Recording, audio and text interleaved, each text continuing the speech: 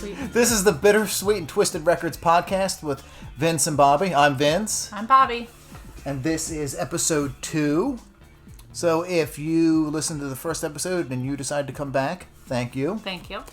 If you're a newbie, well, thank you too. But And not welcome. But not as much. Not as You get a little less thank you. So this episode, I mean, all episodes are going to be music based, but unlike last episode where we did Treasures in the Bargain Bin records, this is a little different because we did something different. We did something different. We went on a 2-day record road trip Woohoo! because we knew we wanted to go down to some shops in Richmond, Virginia. Yes. So we planned some stops along the way, and I don't want to get political, so don't take it that way. But we were vaccinated, masked, and socially distanced. We did. It's it's not a big political thing. So if whatever where we list this or post this podcast, if there's ability comments, don't put any stupid shit like that in there. Thank you. So I just want to get that out of the way because in case anyone said you guys are out, there's a pandemic and you're looking for records. Well, yeah, but We are. we're doing our part. I mean, we're not in lockdown anymore. I think we were doing our part way more than I have to say a lot more we're out in the world. Yeah. Yes, that is true. But let's move on from that because, like I said, I don't want certain people are like, political. But So, we're here to talk music. music. I know what I wish we had the rights to use. That clip in the movie Bar, that Pam Anderson movie. I can't say I've seen that one. Udo Kier's in one part, and she has a club, and he works. I guess he's like her right hand man or whatever. But there's one part he's like music, and they play music, but I can't do a Udo Kier voice because I'm not a gay German dude. That is true. But I did meet him, and he was super awesome. He was everything you want Udo Kier to be. Anyway, okay, back to the record road trip. So we left on Friday, and we went down to Frederick, Maryland, and we started off our day with breakfast. Yes. It's not records, but it was breakfast, so it was really good. So that's why I want to give Glory Donuts in Frederick, Maryland a mention because they are really good. So good. We had the breakfast sandwiches. The what are they called? Just egg breakfast sandwiches. Just egg and sausage. Yeah, it was vegan sausage. Vegan. It's a vegan. It's vegan. And they were on pancakes. It was vegan sausage, egg, and cheese on pancakes. Pancakes. Or you could choose the waffles. Or the waffle. As but it was pancakes. We did. Oh my gosh, so good. It was so good. We had it over a year ago, and we've been talking about it ever since. So we had to go back and get it, and we did. So it's not paid promotion. No. But if Glory Donuts hear this, and you want to hook us up again, please, we'll say yes. We'll eat whatever we need to. Yeah. The donuts are good too. Yes, the donuts are great. Of course, that's what my daughters texted me and said, "Did you get us donuts?" That's all they cared about the whole time I was gone, really. Which of course I did. So after we had breakfast, we went over to Wonder Books and Video. Yes. We were there last year and they had a sidewalk sale. We didn't even make it inside because I found so much stuff outside. Yes. This year, not so much outside. Not so much outside, so we did venture indoors. And we found a few things. I don't want to talk shit. Yeah. But we weren't really impressed with the selection or the prices. But we did find some stuff. I take it back. I did find stuff outside. I'm looking at the stack of CDs right here. I'm a complete liar. I forgot about the CDs. I was looking at the record that you bought. Oh, yeah, and I did buy a Nightmare Before Christmas VHS tape for 50 cents, so I was really excited about that. So, and then you found this record. I found a really cool rockabilly album called Crazy Cavan and the Rhythm Rockers. They are a rockabilly band from England. And that was on Charlie Records? Yeah, Charlie Records. It came out... Oh, gosh, what year was this? I don't even know if it says it. I didn't see it on the back. Is it on the label? I don't know, but I feel like it's at least early 80s. But they've got the craziest mutton chops. Yeah. Only British guys can grow for some reason. If you were to look at the album cover, you would assume that they were actual Southern rockers because the one actually has the Southern. One's got the the Confederate flag patch on his jeans. The other guy's wearing buckskins. Oh, this is 1979. Okay. Yeah, we'll try to remember to post a picture of this on Instagram. I mean, we've never heard, at least I've never heard of them. No, I haven't, but I have a thing about I love rockabilly. Yeah. And so whenever I find like a really cool, interesting rockabilly album, I kind of try to grab it. Yeah, especially of something she's never heard of. Yeah. But the first song is called Rockabilly Rules, okay? So... Yeah, so that was a pretty cool find. I can't wait to hear this.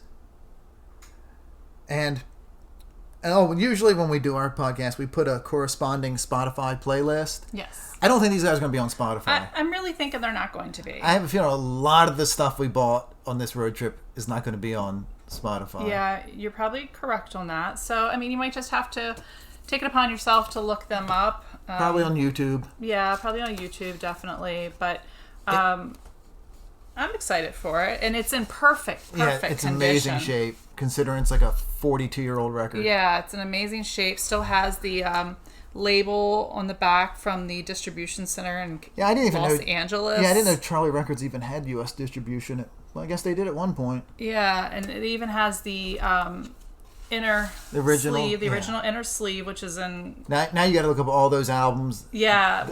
Because it just has all these other albums that Charlie released. Is that a Rick Nelson album? Ricky Nelson? No, that's Warren Smith. Oh, it looks like Ricky Nelson. Yeah, Warren Smith. But, yeah, so it has the original inner sleeve. It's just maybe a little slight discoloration on the white, but other than that, it's a great shape. Great shape. That was a really cool find. Oh, and you also got that CD. Did you get the CD Single Jane's Addiction? I did. Yeah, it was Been Caught Stealing. Yes. I think it was either a UK or German one. I think it was the UK. And it had 5 tracks on it because the US CD single only had 3. Right. So I think it had additional. I think it had more. I think the one you got had more live tracks on it. I think. Yeah, I think so. And then you got the In Excess. Yes. And was it Bitter Tears? It was Bitter Tears, the single. Yeah, the CD single because it had like 5 or 6 tracks on it, a bunch of remix and some non-album stuff. Yeah. I do love me some NXS. I watched that documentary. The Michael Hutchins documentary. Michael Hutchins was really documentary good. On Netflix, and that now has set me on a shopping spree anytime I find any NXS material that I do not have. Yeah. So I have quite a collection now. Now we're starting to forget what you have and buy it. It is. I would love to find the Max Q vinyl. Yeah. And it's like a $30 record now. It'd be a good find though. Yeah, especially if I found it for like $5. Yeah. So that was your finds. Mm-hmm. Not as much as yours. What do you have? Yeah, I only got 5 CDs. So yeah. And they were 50 cents a piece? No, these were 90 cents each. Oh, well, 90 cents. Okay, that's kind of... So I got Bang Tango, Midnight Struck. It's a 1-track promotional CD single. Features the radio edit. I really liked the early Bang Tango stuff. They were like hard rock, but they had a little bit of funk bass to them. And the second album with this single's from, they started putting a little more goth into it. So they were a really, really interesting band. And then they kind of broke up after 3 albums, and then they reformed the singer and the bass player, and then just the singer. And then a couple years ago, the original lineup reformed, and then COVID hit after they did 1 show. Did they change their name at all? Was it always Bang Tango? They were Bang Tango. Yeah. Was it? I mean, the singer had... no, originally, when they first reformed, they did shows as Bang Tango. It was the singer Joe Lestay and the bassist Kyle. Mm-hmm. They had... Kyle had already, after Bang Tango broken up, had played in the Newly Deads with Tame Me Down from Faster Pussycat. Mm-hmm. But that's a whole nother rant. Okay. So I'll stick at the Bang Tango. But those Kyle and Joe had a band called Eating Crow. And they had a song in the soundtrack to the movie Wishmaster. Is that a horror movie? Yeah. Okay, I remember that one. They made like 4 of them. Yeah, I do remember I don't particularly those. like it, any of them. But... And then they were calling themselves Eating Crow, and then they decided, we'll just call it Bang Tango, because no one gives a shit about Eating Crow. I can never keep... So, all the bands, like, in the 80s, they had, Bang Tango, Chumbawamba, and all these things like that, I always get them all confused and start like just assuming they're all one band, but I know that's completely different. Yeah, Chumbawamba and Bang Tango were completely different. But it's just, I guess, because they're just these weird names. Yeah. So I'm pretty sure that's going to be on Spotify, so I'll put that one on there. Then I got the soundtrack to the documentary Space Age by Jay Chataway. Now, Jay Chataway did a whole bunch of really good film scores in the early 80s for movies like Maniac and Vigilante. And I would love for Vigilante to get a release, but I think the master tapes are lost. That's why it's never come out. Who's on this? Is there any other notable? No. Is it just all like instrumental? Yeah. Okay. And apparently it was a documentary from a TV series that aired on WQED in Pittsburgh. Oh, okay. So that's interesting. That is interesting. I mean, I've never heard any of the music from this one, but going from his track record, I think he's just amazing and really underrated. It looks like it's in great shape. Yeah, it's from 92. So I can't imagine his music went downhill in the 10 years since, Vigilante and Maniac. So hopefully that's a good one. Mm-hmm. And then I got the first She Wants Revenge CD. And this one, it's not in the greatest shape, but for the price. And this is the one that has Tear You Apart and These Things, which were the singles from this. And, they did a few more albums, and they broke up finally last year. And Justin Warfield was out doing solo shows of his new band, Warfield, and he's doing She Wants Revenge stuff. Okay. And he's going to be in Philly in October for Dracula's Ball with Crystal Method. Wow. And it sounds really interesting, but I would probably rather shoot myself in the head than go to Dracula's Ball. Well, that was a little much. I have always thought one day I would get there, but I guess I'll have to go as a zombie then. But I don't know. I mean, I feel like we're getting to that point. Like, is it okay to go to those kind of things at our age? You said our age? Yes. Well, I was say because of COVID. Well, I mean that too. Well, because the venue they're having at is it's a small venue. Oh, okay. So I don't know if I want to be crammed in there with a bunch of people in Philly. But that was that one. And the next one I got was a promotional copy of Aztec Cameras. What year was this? 1995 album, Frestonia. I guess that's how you pronounce it. I'm not a Aztec Camera fan at all, but it is in pretty good shape, and I'll put this in our store at www.bittersweetandtwistedrecords.com, so you can buy it. Plug. So you can buy it. I mean, if you like them, that's cool. It's not mine. I'm not going to shit talk something just because I don't like it. That's right, because everyone's fun is different. Exactly.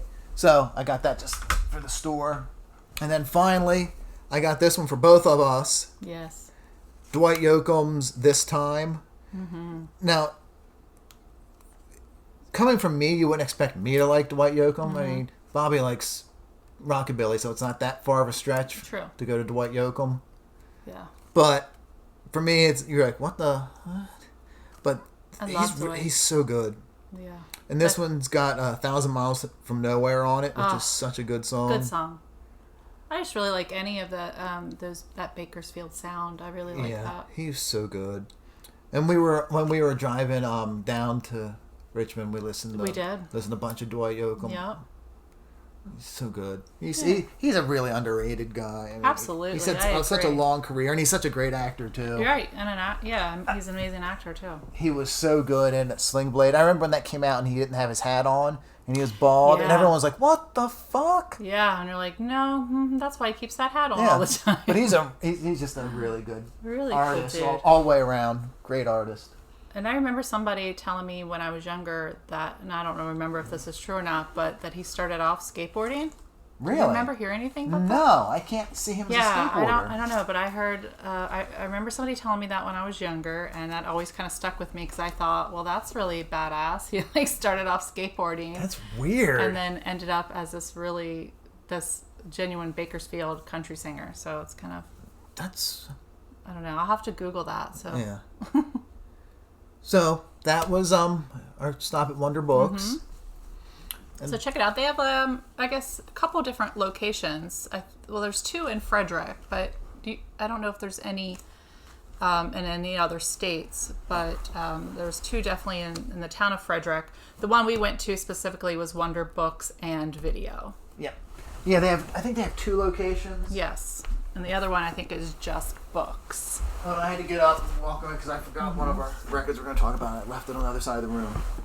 So we had our day pretty planned. We did. We did a good job. Yeah, because we got our breakfast at 10, and then Wonder Books opened at 10. Yeah. So we had time then. Then 11 o'clock. Is when we went over to Rock and Roll Graveyard. Yeah, because they opened at 11. And we went through there and found a few. I mean, there was a lot of stuff there we wanted. Oh my gosh, yes. Like he had a bootleg vinyl pressing of Black Sabbath's Tear. Yeah. Which I think was 90 or 91. Uh-huh. I love Tony Martin fronted Black Sabbath, and I like that album, but I just didn't want to pay $25 for a bootleg. Yeah. And here's what put me off on it: the printing was a little fuzzy on the cover. Oh, okay. If it had been sharper, yeah, that would have got you. It would have got me, but I just, if you want me to buy bootleg, make me believe it's not a bootleg. Yeah. Like that, like when we were at the vintage vinyl closing sale, I got that Scorpions Humanity bootleg because it looked like a legit one. It did, but it was bootleg. And then, it looked great on the outside. And then when I it was on red vinyl, so I pulled out the sleeve. I looked at the sleeve. The sleeve is what gave it away. Had no production or writing credits. Yeah. And I was like, fuck. Yeah. And if anyone's out there, you see online the Scorpions Humanity Hour 1 red vinyl. Don't buy it. There's so much surface noise on side 2. It's unbelievable. That's a bummer. It's a horrible release, and I'm so mad I wasted money on that because I could have bought like a couple Enough's Enough CDs or Warrior Soul CDs instead. Yes, but I do have to say with Rock and Roll Graveyard, which is really cool. We really like the store. Yeah. He has since moved from just the basement, which is where he's been for 18 years. I believe it was a long time. Yeah. And now they acquired the upstairs portion and so they have the upstairs is mostly their punk and metal. It's mostly newer, but there is some used stuff upstairs. Mostly new. And then their downstairs is where they have a lot of their CDs, cassettes, used more classic rock. More classic rock and used vinyls and things like that. So it's kind of cool that it's laid out that way because it's definitely spread out more. It has more of a. When we were there last year, I found some Zodiac Mind Warp singles there. Yes. And some sealed Billy Squire. Yeah. So we went in there Friday. All the days run together. So that was our second record store of the day. Yes. And so much stuff we wanted. So much great punk and metal in there. But we settled. We each bought one record. We did. I mean, for myself, he had 3 Necromantics albums. Yeah. And I kept telling myself, I have the CDs, I don't need the albums, but I really wanted them. But I was trying to think, okay, let's try to find something that you won't see. Now that was another thing that we were thinking about on this road trip. Yeah. We are trying to find things that we don't find anywhere else. Or stuff we've never seen or rarely seen. Yeah, just because, especially if we're going to keep them as, it would be nice to have them in our collection. So I found a record called The Electric Chairs, or it's the band called The Electric Chairs. This was, what year was this? 78, I think? 78, I believe. Produced in Canada. Nice Canadian pressing. Yes, nice Canadian pressing. And what got me about this, because I've never really, haven't heard them, but when I saw who the vocalist was, which was Wayne County. Previously known as... futurely known as. Futurely. It was Wayne County became Jane County. Yeah. Yeah. Right. Yeah, it was not the other way. Yeah. No. So, so anyway, so that got me. And so I was like, oh, I have to have this album. This is really interesting. I've never seen this before. So I grabbed it. So I'm really happy with that find. And it was only $10. Yeah. And what's interesting to me about that is that it was produced by Martin Birch. Yeah. Who went on to produce Black Sabbath and Iron Maiden. Yeah. So it's quite a change for that producer, and I can't wait to put that one on too. Yeah, so that hopefully, I don't know if this one would be on Spotify, so you might have to YouTube this well, one. we know at least there'll be some Jane County on there. Right, and I do believe that there is some Wayne County on there.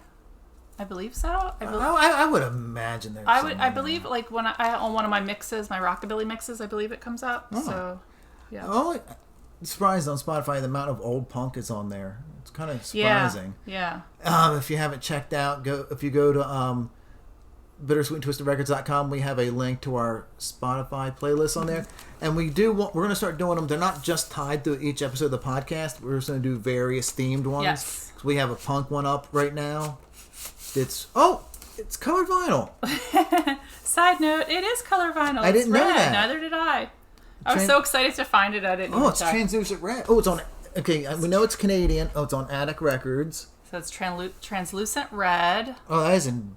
It's got a few surface marks, but otherwise, you do have that one mark on side one. Oof. But still, it is beautiful. Come on, the first song. Is it really called what I think it is? Let me see the back cover. Yeah, the first song. Yeah, the first song is called Fuck Off, so yes. This should be good. Yes. The first song on side 2 is also called Toilet Love. Well, there you go. That's and kind then of funny. The song after that is Mean Motherfucking Man. Yep. All right. So I'm really excited. I have dropped a number of F-bombs in this episode already. You have. But, so this is a very cool album. A very cool find that I left with, and you came out of there with... I came out of the dollar bin, which is where I usually end up. Yeah. I got the UK 12-inch of Dead or Alive's In Too Deep, which has, the Off Your Mong mix of In Too Deep, the 12-inch version of I'd Do Anything, and a non-album track called You Make Me Wanna. You Make Me Wanna. You Make Me Wanna. This is from 1985. And I usually have a weakness for buying Dead or Alive 12-inch singles when we find them. You do. Which is good. He's just so pretty on the covers of a lot of them. I hate to leave them. But, good thing it was, 1985, him on the front and not him before he died. That's true. Because that's what he did to himself. He just went overboard with all the plastic surgery. It was a shame. He was just a beautiful man back in the day. Now, there's a really funny story about him in Boy George's first book. Yeah. Where Pete Burns had accused Boy George of stealing his look. Yeah. And had chased him down the street, threatened to beat the shit out of him. Oh, funny. So, the first Boy George book is great. And it was Take It Like a Man. This is his first one. That's funny. Yeah, that's a really good one. So, we went to Rock and Roll Graveyard. Yep, and then after that... We walked... Well, we didn't walk up. That was a complete... It was so hot. We did already at like 11:30 or noon. Yeah. It was about noon by then. It was. It was so hot that we drove up to Record Exchange. Yes, which is just a great shop. Another shop. Great Yeah. shop. Great prices. If you're near Frederick, go to Record Exchange. The owner, Sam. Yes. He's great. And on some days, they have a dog there. Yes, they do. And it's a big Great Dane, and he's just awesome. So that whenever a store has an animal, that gets them extra points. So so when he's there, it's really cool. But yeah, great shop. If you're in the area, Sam's a really cool guy. He's British. Yep, to talk to. So he's got lots of great stories about all the great British bands in the 80s, about going to see them. And when we were in, he had a Play Dead t-shirt on, so that was awesome. And only record store I've ever walked into where he knew who Zodiac Mind Warp is. Yeah. So that was really great. So, and there's a lot of stuff we wanted. A lot. He always has a great selection of everything. 45s, tapes, CDs. He had some really good cassettes in this time. He had some great CDs too. He had the Fields of Nephilim stuff. Yes. But a lot of great records. He has good used, good new albums as well. A lot of t-shirts. Yes, a lot of great t-shirts. He had some really cool shirts. I had a really good Stooges shirt that I came close to buying. Yeah, and one thing that's really cool about the store is they use the Cramps logo of the skeleton with like the mohawk. Yeah. Like it's usually, I think it was on the Cramps, it was yellow. Yeah, it was. What was that? I forget which. Oh, was it something for bad people? Something music for bad people. Oh, you're the Cramps fan. You should remember I know this. you think, but Google that real quick while I talk. So that's been the Record Exchange logo, and so a lot of people think that he just stole that from the Cramps album cover. Right. But when we were in there, he told us the story of it, and it was great. So the guy, I can't remember his name, the guy who created that image, he lives in Frederick, Maryland. Right. And so Sam was playing the Cramps one day, and the guy came in, and they started talking. He was like, yeah, I made that image. Yeah. And so he did a special version for them, and and they licensed it from the artist. Yep. And that's how they got it. It was such a cool story. Yes. It's very cool. It was on Bad Music for Bad People. Okay, I had most of it. You did. And I usually know that album because it's a great album. It's got the human fly on it. So that's really cool that they have that. So they have that as their store logo. So, of course, their their shirts are awesome. Yeah. Because they have that logo on it. So it's really cool. So that was a really cool story. Do you know who else has shirts with cool logos on them? Who's that? Bittersweet and Twisted Records podcast yeah, of course. does. I wasn't sure where you were going with that. But yes, we do have very cool. Go to bittersweettwistedrecords.com under our merch, and we can buy a t-shirt. Yeah. Or hoodie, or a onesie. Or onesie. Or a tote bag, or underwear. a sticker, or underwear, or anything, except the casket. But yeah, so that's really, So that's really cool that they have that, because it was always, the first time we had gone there, we saw that and we were like, I was like, that's a bit dubious. Yeah, so we're always like, is there any copyright issues? But then you go and you hear the story and you're like, oh, well, that's really awesome. Yeah. So props to them for being able to actually use that. So what did you narrow your purchases down to? Oh, gosh, I wanted a lot. Well, I know first thing, you got 2 Rex Manning Day buttons. I did, Rex Manning Day. We, in my family, I have raised my girls, I say, the right way by showing them, of course, all the movies that I grew up with from the 80s and 90s. And Rex Manning is from Empire Records. Empire Records, which is a favorite in our household. My girls love it. And he had Rex Manning Day buttons, so of course I bought those for my girls so we can celebrate, because that's a pretty big deal in our house in April. But so I was able to narrow down 2 things.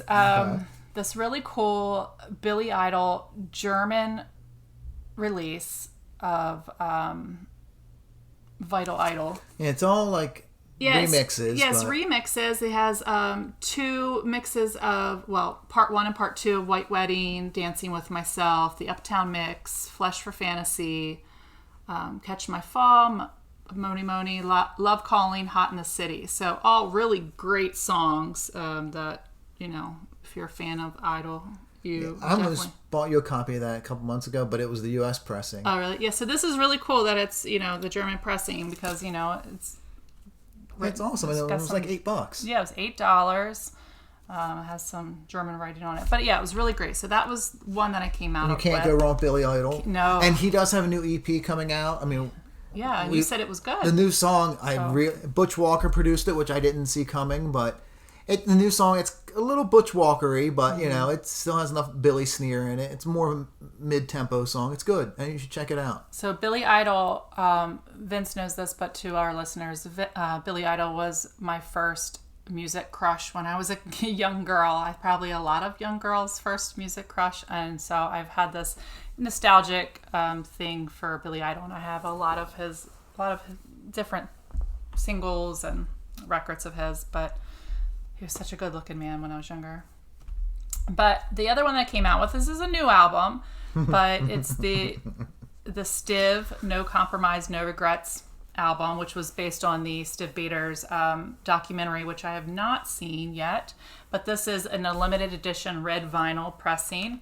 The price was the lowest I've seen it, which is not to say that later on in our trip I saw it cheaper. But I feel like if I wouldn't have purchased it at Record Exchange at that time, it would not have been out there. So anyway, so purchased this. This actually only has 2 actual songs that Stiv is on, but the rest of them, you know, it's got some great stuff. So I'm really excited to actually see this documentary. So this came out 2019, so fairly new, but it's great.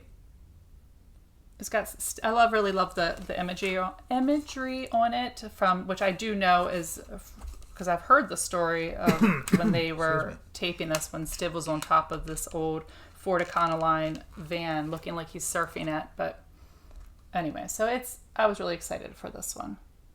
So yeah, so that was my only 2 that I purchased. I was trying to be, you know, frugal and come out of there not spending a buku bucks. You were pretty frugal during this trip. Yeah. I wasn't. I tried. You did. You succeeded. I mean, you know, I tried. I mean, I got a lot of stuff, but thankfully I'm really cheap and I'm good at finding bargains, so I didn't spend too much. I got a lot of stuff, but didn't spend terribly much. Yeah. Probably spent more at Glory Donuts in some of these shops. Yeah. Well, yeah. So my purchases at Record Exchange was, I got Zodiac Mind Warp and the Love Reactions I Am Rock CD. Mm-hmm. UK pressing from 2005. And it's the album plus 4 bonus demo tracks. Zodiac Mind Warp, I don't know what to say about him.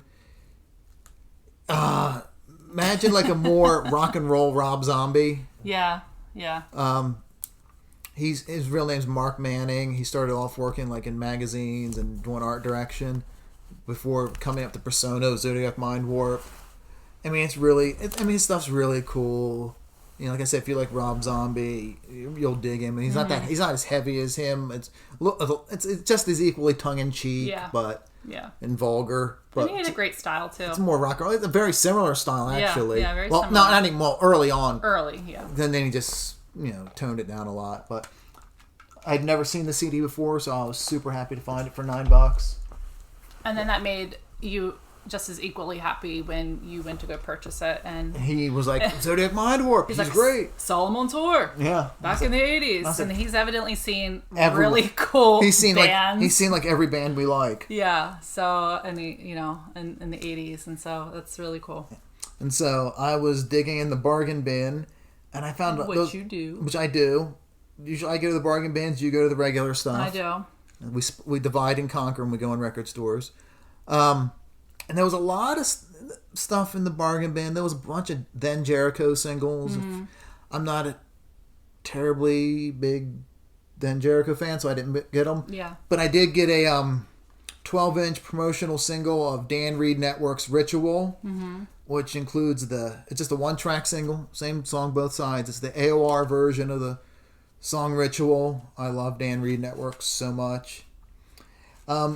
He had the misfortune, the band, like they're a multiracial band from Portland, Oregon, started in the 80s. They had the mistake of having long hair, so the record label didn't know how to market them. Okay. So they tried to market them to hair metal audiences. But they're not. They're a funk pop band. Right. So, okay. So they got popular in England, toured with the Rolling Stones. They had a good career over there, but nothing in the U.S. Yeah, I mean, I don't know who they are, so... But yeah, my friend Kieran and I about 9 years ago, 10 years ago, saw Dan Reed do a solo show in New Holland, PA, in the middle of nowhere. The venue used to be it was a bar, but it had been an old theater at one point. Oh, it was a Wednesday night. It was raining really hard, and there was like 4 people there.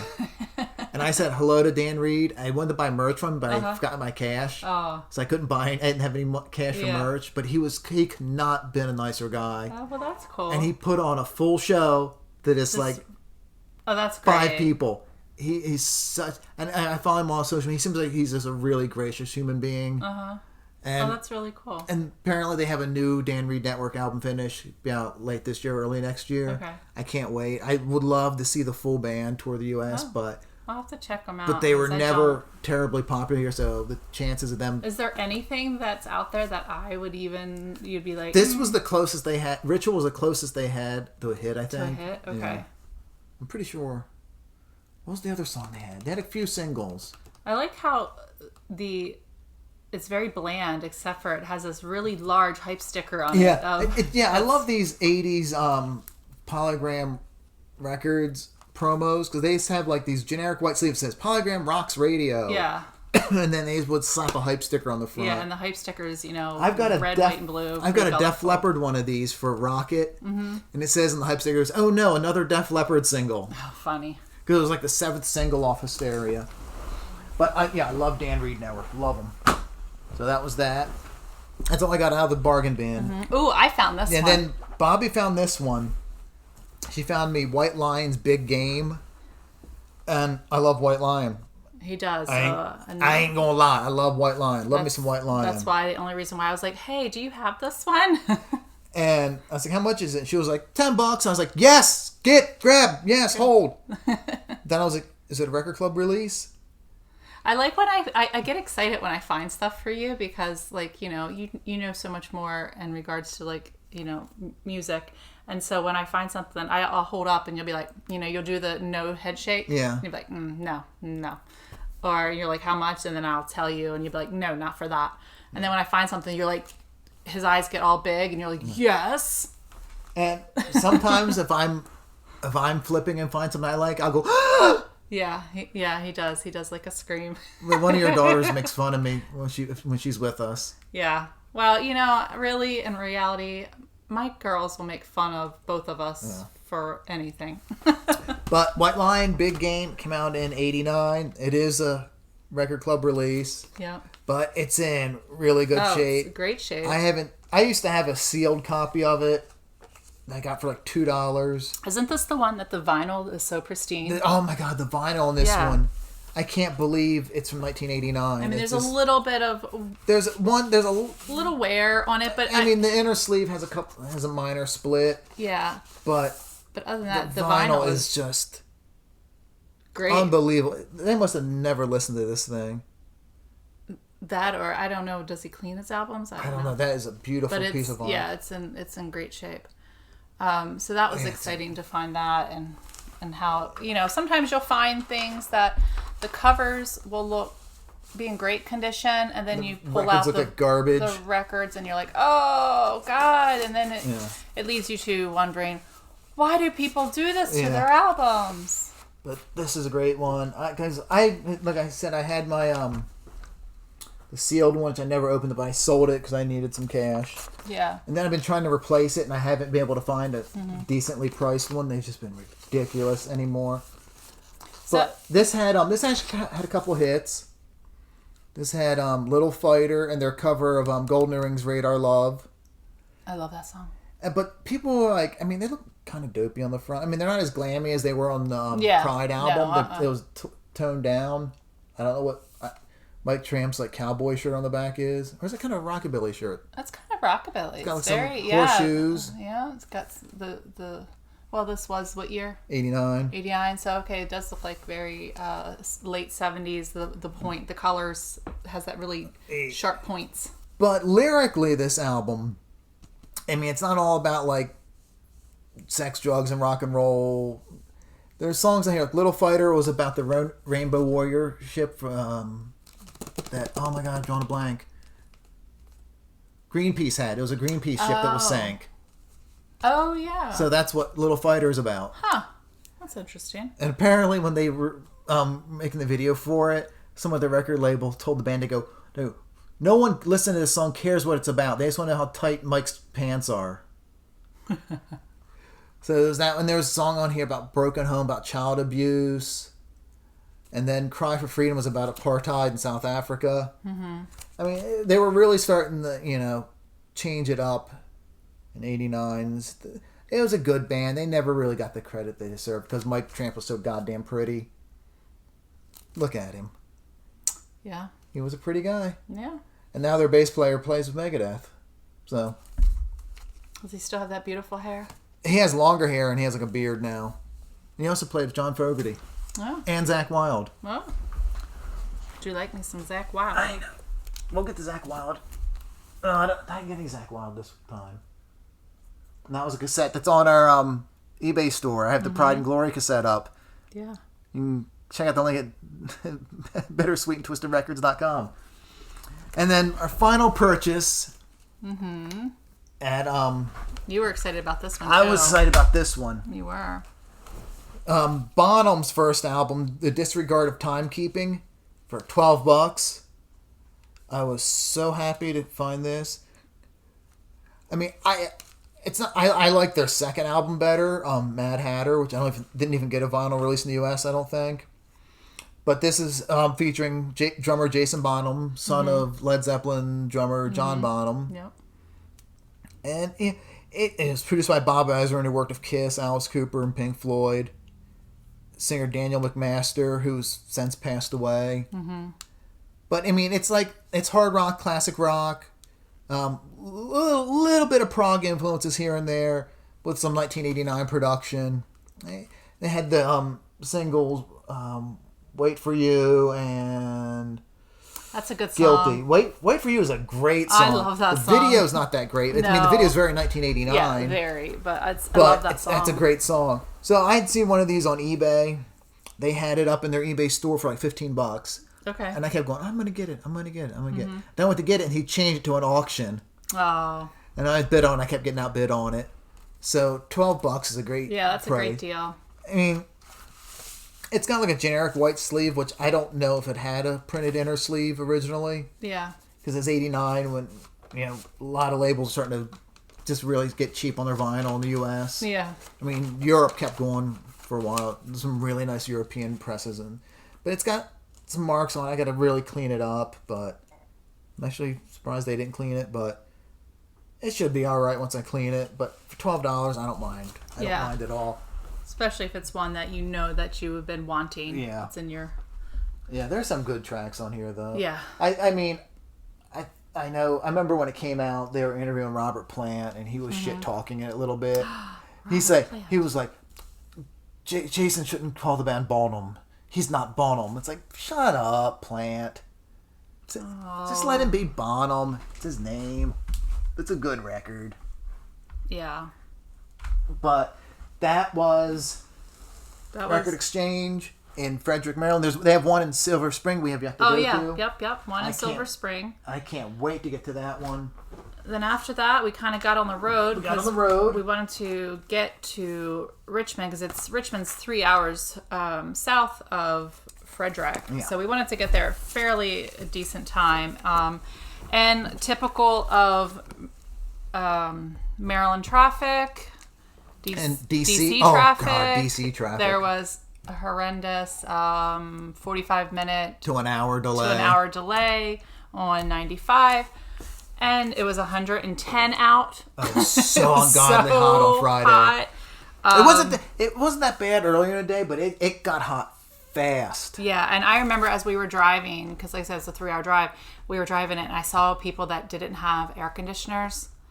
And I was just like, oh my God, I could not do that. I would be no good. I'd be crying. I always say, when I get hot, I'm not a happy person. No. I don't like to be hot. I don't like to be miserable.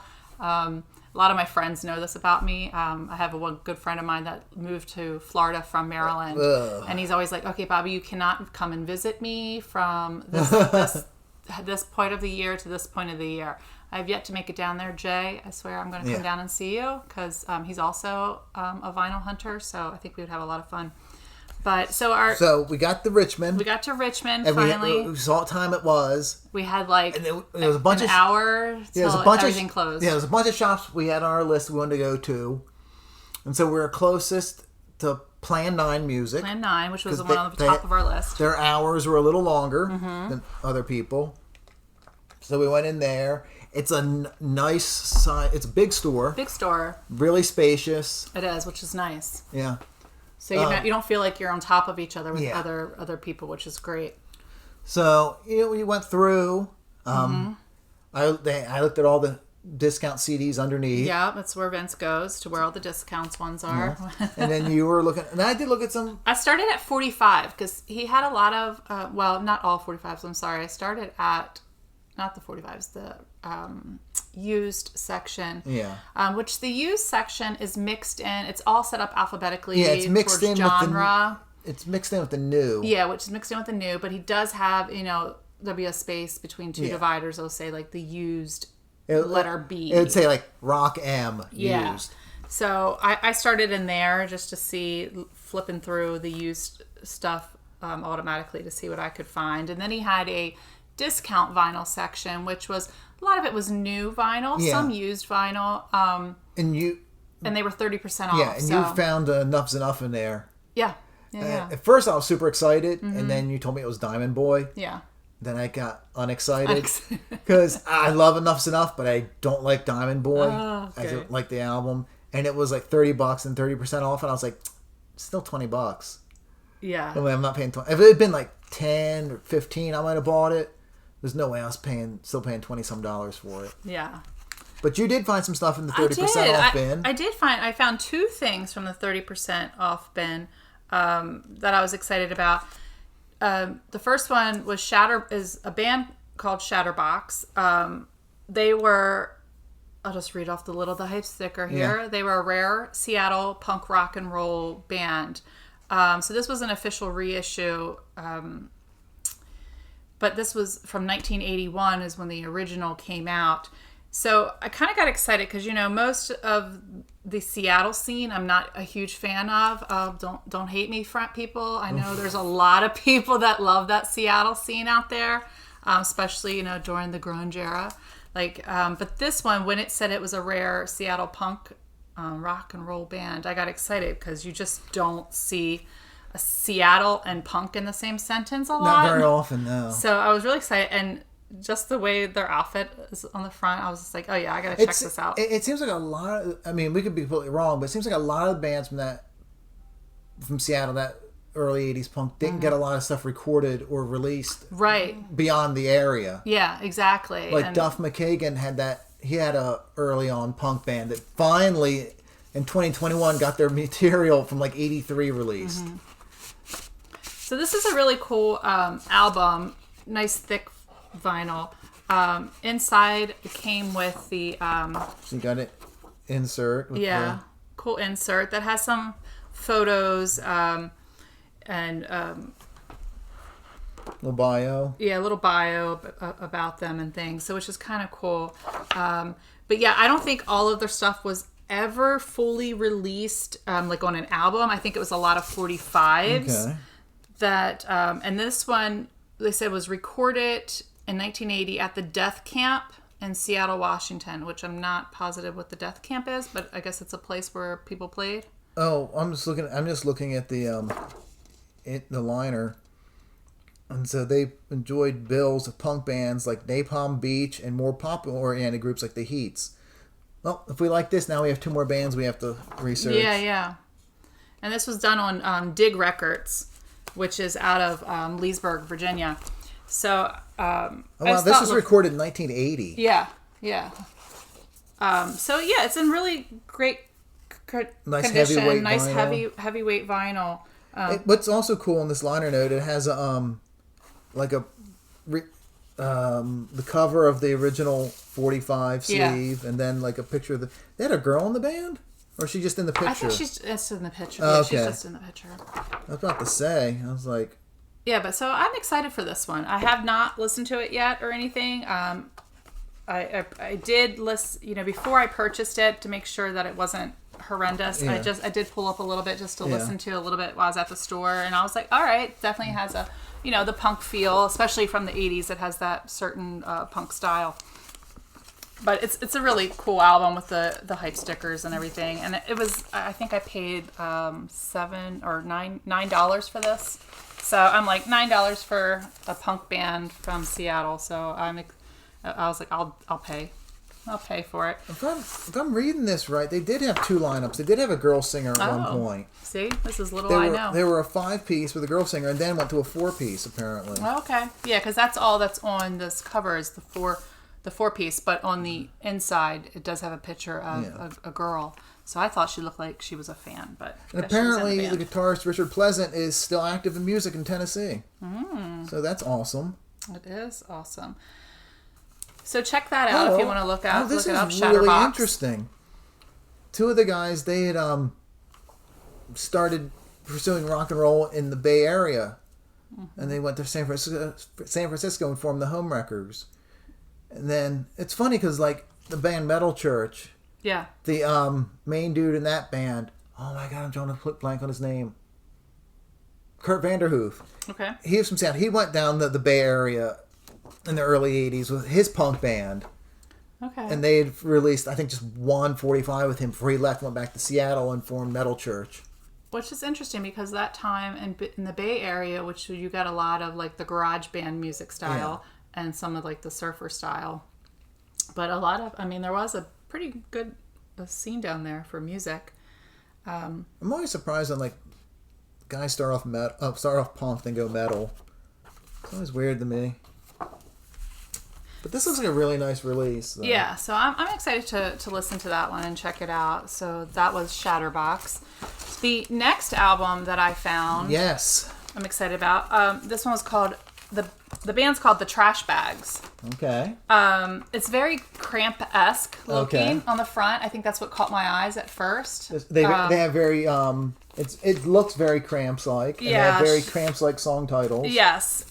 Even the writing of the Trash Bags has that just kind of style, but it's just all you see on the cover is a girl in black patent leather heels with fishnets on with a rope, very bondage style on one of her legs. So now this band, which caught my eye about it, it was produced by Billy Joe Armstrong. Yeah. So that got me. I'm sorry, I'm getting ahead. I'm looking at the record. And when you open it up, it's a really nice gatefold. Really nice gatefold. You have some... They are very Cramps looking. Very Cramps looking. Oh my goodness. So they're from the New York area. A lot of leather, patent leather on their bodies. Sideburns. A nice little, Glenn Danzig little... An almost double lock. Almost double lock. And then, the skull and crossbones tattoo with he's got the iron cross chain necklace. Yeah, so all of it looks just really great. The lead singer here, which is it's Chuck. I had to pull it up. Did I lose it? Chuck Bones. Yeah. He was also the founder of the clothing store in New York. Did I lose it? Sorry, I don't have a great memory with I'm going to these let you pull it out of the sleeve because it's in there super tight and I don't want to rip your sleeve. So the clothing company or the clothing store, which was called the Cast. So that was right in New York City.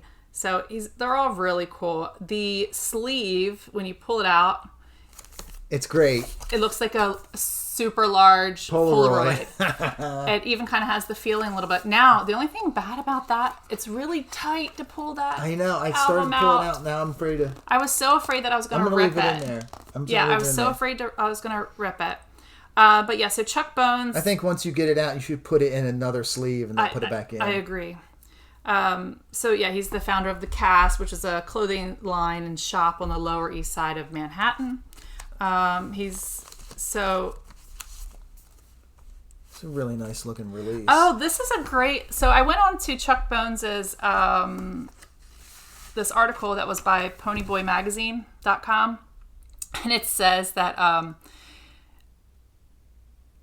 so upon first glance of Chuck, the lead singer, he resembles a Warren Beatty meets Stiv Bators combination. Oh my God, yeah. So that's really a great one. I definitely see that. It says, on stage, Chuck's explosive, dynamic energy makes us think of legendary Cramps frontman Lux Interior minus the stilettos.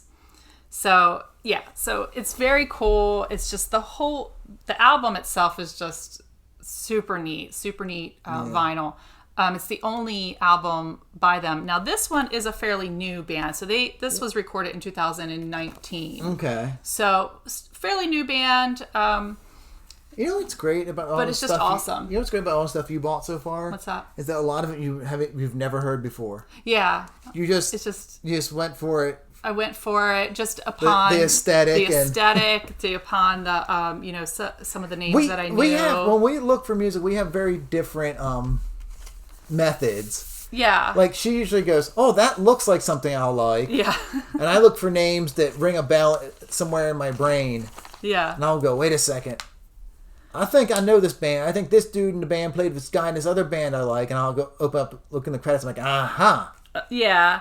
Well, I mean, I guess in some regards, yes, but also on the other end of it, I'm not going to go and buy maybe a band called the Trash Bags from the middle of Wyoming or something. I would be like, well, I don't know.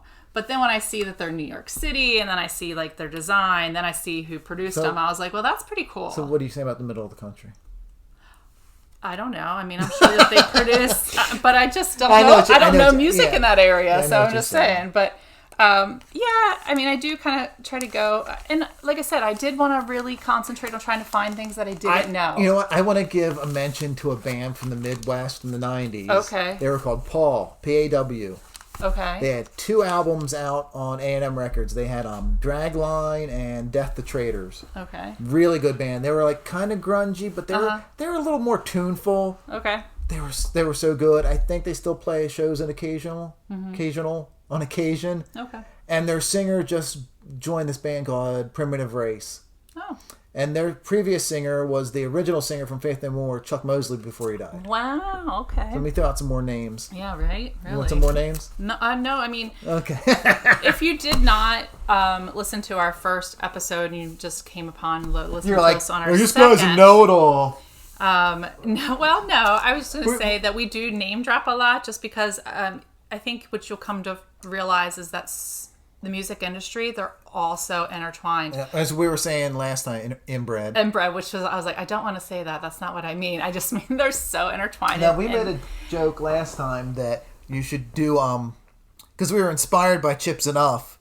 Yeah. Because when he's on stage, he name drops. He does. Constant. It's hilarious. So we were calling it the Chips Enough drinking game, that you take a shot anytime you name drop someone. Yeah, you hear a name drop. So if you're so feel free to do that through this episode too. It's always it could be fun for you.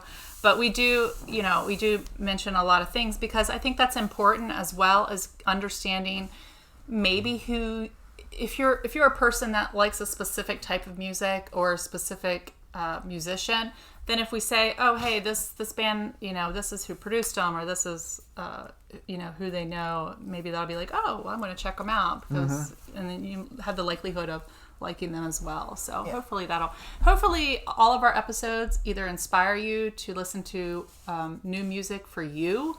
Might not be necessarily new music in the music world, but we go like I think Trash Bag is probably the newest band we've talked about so far. That is true. So, but we hope that it just inspires you to listen to different music that you might not typically do.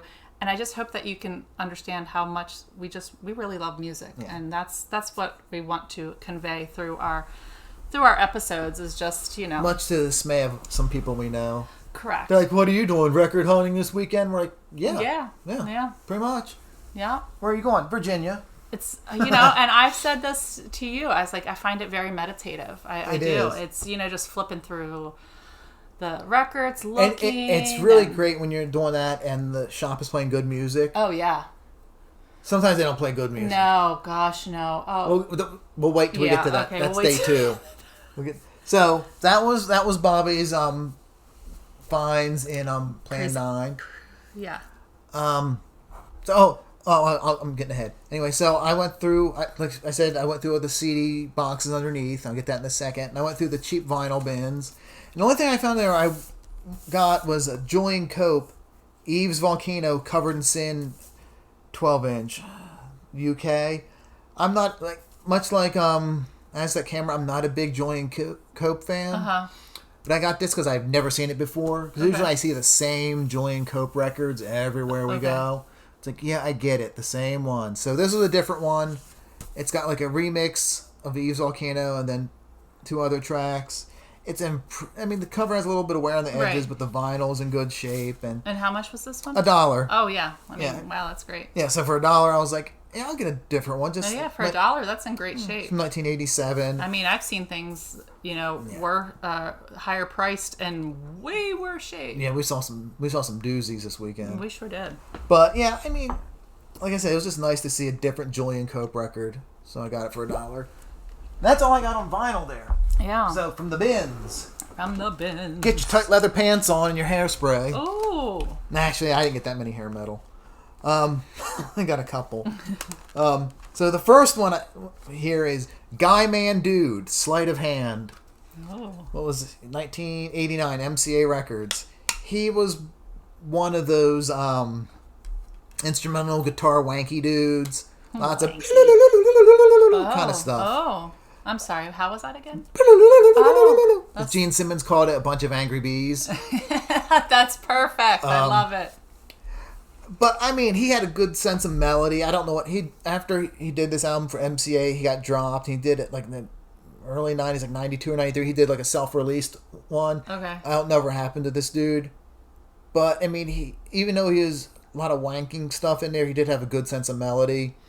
And at the same time he was doing this, he played on some of Alice Cooper's Trash album. Oh, okay. And the soundtrack to Wes Craven's Shocker. Oh, interesting. Okay. And this album does feature guest appearances by Alice. On one song, he I forget what track it is. He just goes 1, 2, 3. Oh well, that was nice. Alice can count to 3. Yeah, and then another song has Kevin DuBrow of Quiet Riot just doing some screams, doing some metal screams. It's funny.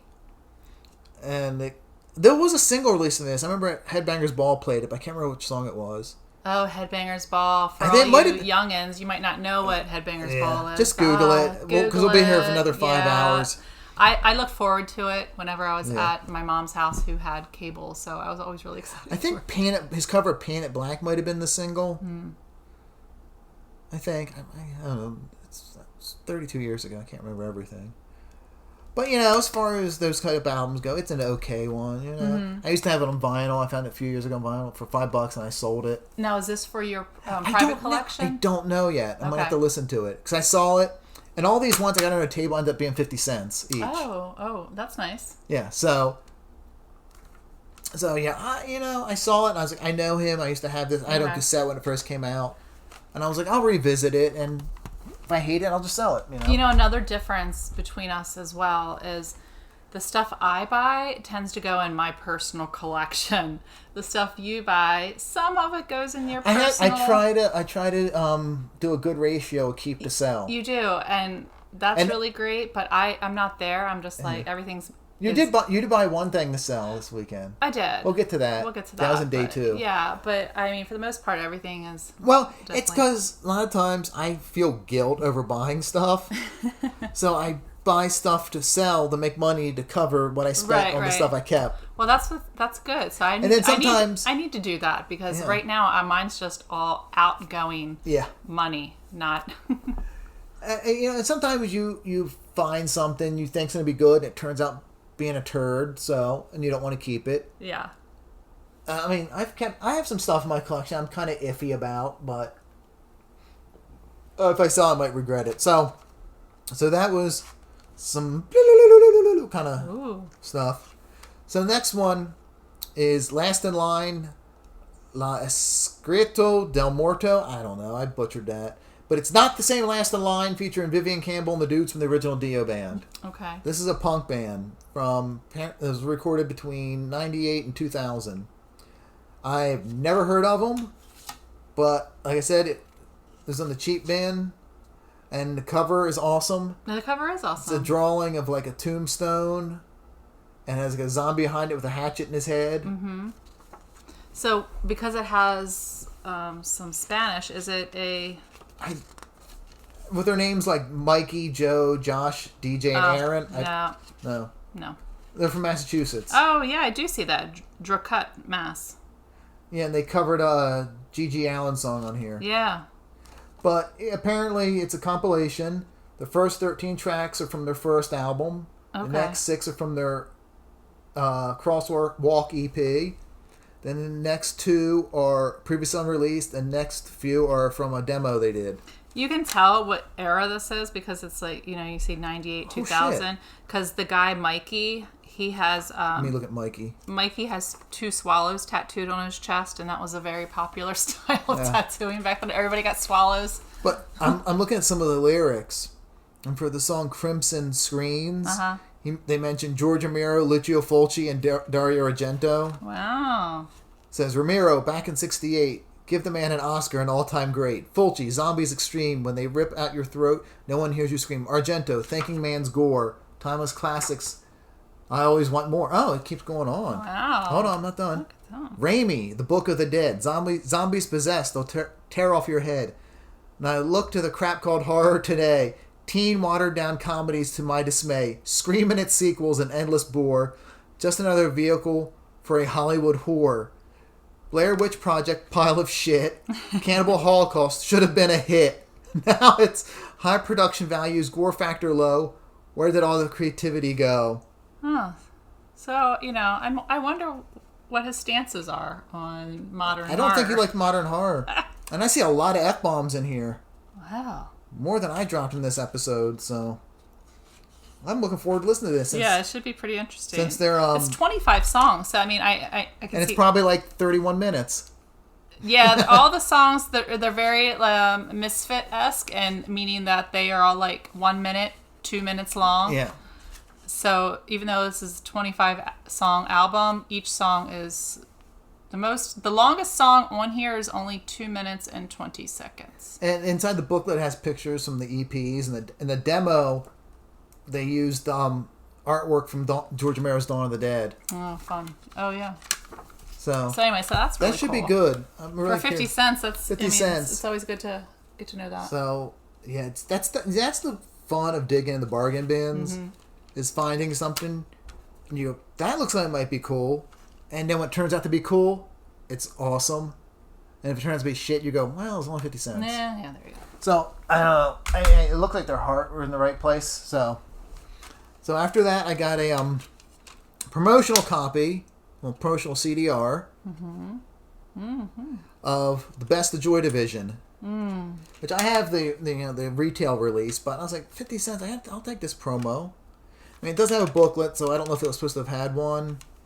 But in the back, it's got the street date, the songs, and all the different people to contact for marketing and media relations and radio and I love Joy Division. It's who doesn't? I know, yeah, it's one of my favorites. So to find anything that's with that name on it for 50 cents is like, okay, take it, because this is why I do not own any Joy Division. Well, you have that Warsaw record. I do have Warsaw, but I meant Joy Division.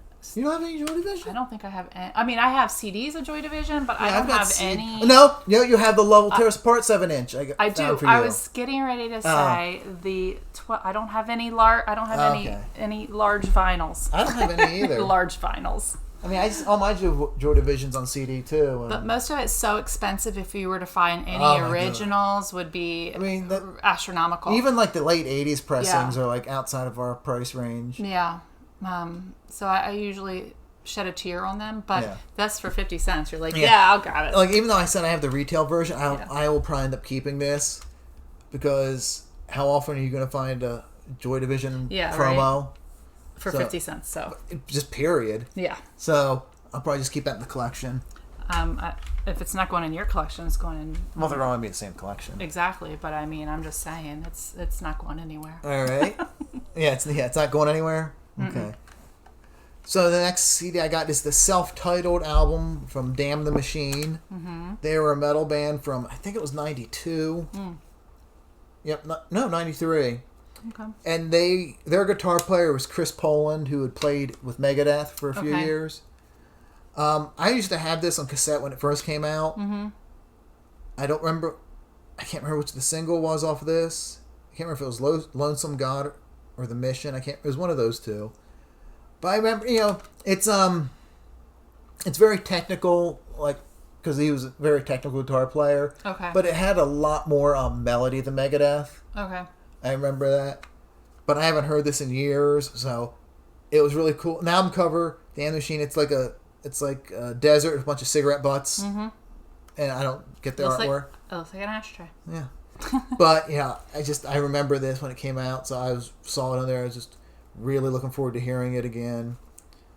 And if it's still good, it's in the collection. If not, it's in the web store. Just keep a lookout on our eBay store. Yeah. We put stuff up every week, so. Bittersweet and Twisted Records.com. Yeah. I just put up, I'm middle now putting up a cassette collection. Mm-hmm. Put up a whole bunch last week. I've sold a whole bunch of them already. Yeah. And I still Thank you to the buyers. Yeah, and I still have a couple dozen left to go. So I'm going to try to get those up this week before I move on to some CDs. And I know it's been a while since we put some vinyl up. I've got to get to that too. Because we've had a lot we've been sifting through. Yeah. Last couple of weeks we had a lot of, well, quite honestly, junk titles we had to get rid of and pull out the good stuff. So vinyl will be coming back to the store. I mean, there's still a bunch listed right now. And it's all really affordably priced. Free shipping to U.S. So you should check that out. But we're not at the part where we're doing the plugs right now. So you still have a lot more that you purchased. I still have a lot more 50 cents. I mean, I guess for that price you can't. Yeah, I spent $7 in there. Yeah, and that's pretty great. So I got my 2 records. Yeah, I think you spent what? $17. I think it was about $17 you spent. Yeah. And then, okay, the next CD here is the self-titled second album from Lynch Mob, which was George Lynch from Dokken and Mick Brown from Dokken.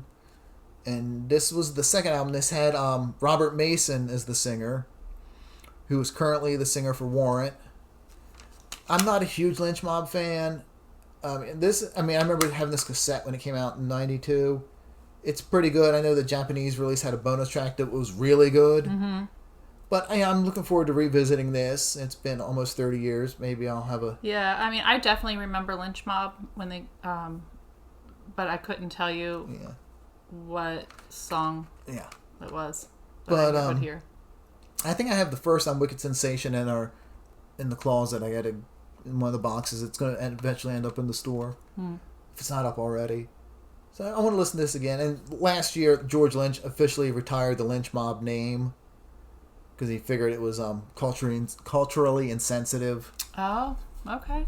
And he said he was tired of years. He was finding ways to justify using it. Okay. And so he just finally gave it up, and he's just George Lynch now. Okay. So I'm looking forward to revisiting that. And the next one, you're gonna find a theme here of what year. It's always a bunch of early '90s stuff. This is a band called The Sighs, Sighs. Their album What Goes On. Mm-hmm. This was from '92. It was produced by Ed Stasium, who worked with the Ramones and Motorhead. I remember this when it came out. I remember the one song, Think About Soul. I don't know how to describe their music. It was like... That's what I was ask you. They're not heavy. They're not... But they're not like power pop. They're kind of like... I guess I'd say like a harder Gin Blossoms. Okay. Because they had a lot of melody. Okay. But they were more rock and less pop than them. But I remember having this cassette when it came out, and I liked it. But again, I haven't heard it in long time, so I wanted to check it out again.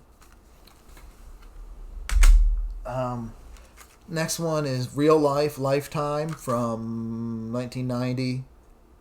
They're best known for Send Me an Angel. Okay. Send me an angel. Don't sing too much. Yeah, no, you don't want that. But... No, not because of your voice, because we don't have to pay. Oh, true. Singing the lyrics. Yeah, but this came out in 1990. I used to have this on cassette. I mean, it's alright. It's not exactly my wheel bag.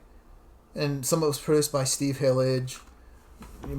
Some of you people know who he is. And I mean, for that song, the cover of the CD, if you were to look at it, you're like, that's who sang that? Yeah. Doesn't seem like it fits. Now, I used to remember the song God Tonight. It's the first song on here. It's dancey, but it's like hard dancing. I don't know how to describe it. But anyway, I mean, I'll probably listen to it again. I don't know if my opinion's going to change, but... So next up is the Risky Business soundtrack. Okay. Let's see. What pressing is this? Is this German or UK? Oh, yeah. Good old young Tom. Yeah. When everyone liked Tom. Yeah. I think this is the UK pressing. But I got it because it has 5 Tangerine Dream tracks on it. And I thought Tangerine Dream were really great from the 70s up to like the mid 80s. Uh-huh. Then they got a little too new agey for me.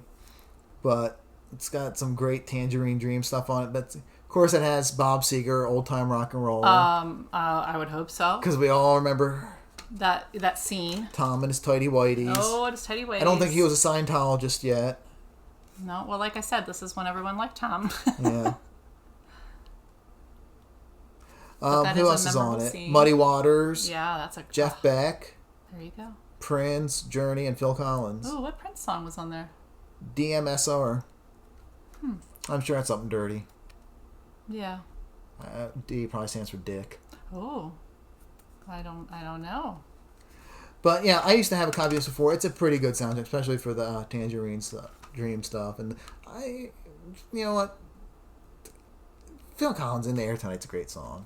What year was this? This movie? Yeah, it was 80s. 84. Wasn't it? Yeah, okay. And the CD came out in 85. I was young, so I'm like, I do remember it.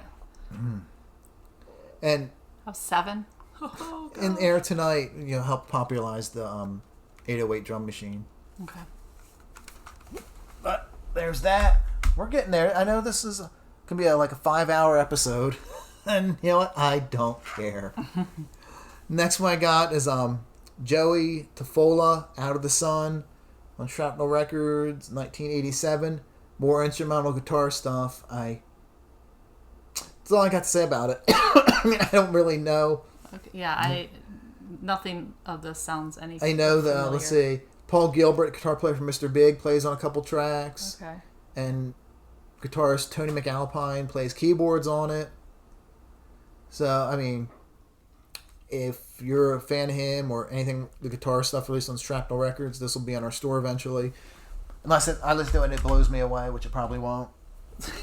And that's not bad mouth the music. It's not my bag. Right. What is my bag is Leatherwolf Street Ready. Whoa. This is from 1989. They Look at all that hair. That's a lot of hair. These guys in their hair. These guys were great. I bet you if you held a flame near their head, it would burn. Probably. But wow. they were known because they had 2 guitar players and their singer play guitar for they call it the Triple Axe Attack. Whoa. And that used to be their website, tripleaxeattack.com. Nice. But they got some MTV airplay off the song Hideaway from this. I mean, this has been reissued since of bonus tracks, and I bought the vinyl a couple months ago, but for 50 cents, I wanted the CD again. It's like, even though they have big hair, it's not like hair metal. It's some cross between like the heaviness of like Dio, but with like a more commercial melody and song structure. Okay. They were catchy songs, but heavy. And then like they broke up, and then they reformed with a different singer and recorded an album in the early 2000s. Then the singer came back and they re-recorded that album with the singer. Mm-hmm. Then he left again a couple years ago. Now they have another dude who sounds pretty good. But the singer now, the original singer, Michael Oliveri, he now plays rhythm guitar and keyboards in Jack Russell's Great White. Cool. So I think it's kind of a step down from being the focal point of the band to being a side dude, but whatever pays the bills, I guess. I mean, I guess that's good. I mean, I guess keeps at least you he's humble. working. Yeah, at least he's working. He still does. He has his solo stuff too. Right. So there you paycheck's a paycheck. So I'm down to 2 more CDs. I don't know why I'm showing them to the microphone like it's a camera. Nice. I'm your audience for right now. Look. Like your visual audience. See? Oh, that's nice. 2 CDs left. Oh, I see hype sticker on the one. Yep. So this one is Gordian Knot. When I saw it in there, I was like, wait a second. I was like, I know that name. So I had to look at the booklet. And it's because 2 members, Sean Malone and Sean Reinhardt, were also members of Cynic, who were an offshoot of the death metal band Death. So the first, originally Cynic had very technical, proggy, but like death metal vocals here and there. Interesting. And they over the years they phased out the death metal part, and I think this last few albums just been amazing. Very ambient metal. I don't know how to describe it. It's very mood. It's heavy, but it's like mellow. It's weird. Mm-hmm. It's really hard to describe. But they have a record coming out hopefully later this year, early next year. I can't wait. And so when I saw this, I was like, oh yeah. I was like, I will get this. I don't know what it's going to sound like, but what year did this come out? I don't even see a year on it. But yeah, it's got two guys from Cynic. It's going to be good. No doubt about it. I'll have to check it out. Check it out. So yeah, if you've never heard of Cynic, check out their album, Carbon Based. It's a Carbon-Based Anatomy, I think it was the EP, and then they had an album, Traced in Air, which they did a remix album called Retraced in Air, just as good. Like Nair, like... Just go check it out. Nairing your legs. And we are finally coming to the end. Oh, we didn't get to talk about Guar. No, but that's okay. This is just the first day of our music. Well, let's focus on the record hunting trip. Yes. No, we went to Guar. They have Guar stuff in there, Guar themed. Food was good, drinks were good. Yeah. It's really small. That's all I need to say about Guar. There you go. And if you don't know who the band Guar is, please go check them out. Yeah. Love them. So why are you listening to this if you don't know who Guar are? Yeah. So the last item discussed on day one is Dirty Rig's Rock Did It. Ooh, Rock Did It. This came out in 2006. This is a promotional copy. And it just rock. It's just hard rock. You had Corey Clark, the singer from Warrior Soul, was in it. I don't know who else was in this. But the thing is about... How do you keep all this information in your head? I don't know. Corey Clark, I love Warrior Soul, so he was involved with this. I'm like, works for me. Oh, the CD has a buck mounting a doe. Yep. Wow. And his huge... Ding-a-ling. His huge deer penis. I mean, It's just an outline drawing, but it's still hilarious. But yeah, this is just... I mean, I don't know who any of the other guys in the band are. Buckshot and Chaz and Dave Artolina. I don't know you guys, but if you're in a band with Corey Clark, you're probably pretty cool. Yeah, it's a promotional copy. It's got the bonus DVD. I don't think I heard Dirty Rig. You know, it all looks very American. It's got an American flag. But it's funny how... you got the hunting on it. That's all. It's weird that Corey does this because, like, when he's with Warrior Soul, he's very... There's, like, 3 types of Warrior Soul songs. Yeah. There's Fuck the Government, Fuck You, and Let's Get Fucked Up. That's pretty much their 3 genres of that they cover in Warrior Soul albums. So, this one looks different. So... That is the end of day one. Day one is done. Day one is done. And it was an endurance for you. It was. Not just us, but the listener. Yep, thank you.